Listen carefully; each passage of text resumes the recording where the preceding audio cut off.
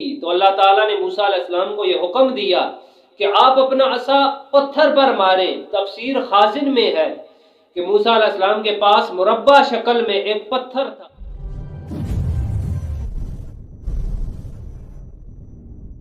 اعوذ باللہ من الشیطان الرجیم، بسم اللہ الرحمن الرحیم۔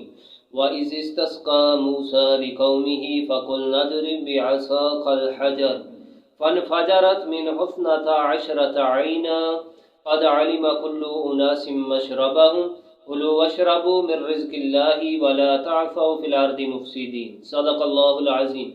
ناظرین اکرام، آپ کے سامنے قرآن مجید فرقان حمید کی جو آیت کریمہ پڑھی، اس میں اللہ تعالیٰ نے موسیٰ علیہ السلام کے معجزے کو بیان فرمایا کہ آپ نے اپنے عصا کو پتھر پر مارا جس میں سے 12 پانی کے چشمے پھوٹ پڑے۔ سورہ بقرہ کی 60 نمبر آیت کریمہ، اس میں اللہ رب العزت نے ارشاد فرمایا وَإِذِ اسْتَسْقَىٰ مُوسَىٰ لِقَوْمِهِ، جب موسیٰ علیہ السلام نے اپنی قوم کے لیے پانی طلب کیا تو فَقُلْنَا، تو ہم نے فرمایا اضرب بِعَصَاكَ الْحَجَرَ، آپ اپنا عصا اس پتھر پر ماریں، فَانْفَجَرَتْ مِنْهُ اثْنَتَا عَشْرَةَ عَيْنًا، تو اس پتھر سے 12 پانی کے چشمے پھوٹ پڑے۔ قَدْ عَلِمَ كُلُّ أُنَاسٍ مَّشْرَبَهُمْ، تو ہر گروہ نے اپنے پانی پینے کی جگہ کو جان لیا۔ ناظرین کرام، جب بنی اسرائیل کو دوران سفر پانی میسر نہ آیا، شدت پیاس کی انہوں نے شکایت کی، تو اللہ تعالیٰ نے موسیٰ علیہ السلام کو یہ حکم دیا کہ آپ اپنا عصا پتھر پر ماریں۔ تفسیر خازن میں ہے کہ موسیٰ علیہ السلام کے پاس مربع شکل میں ایک پتھر تھا۔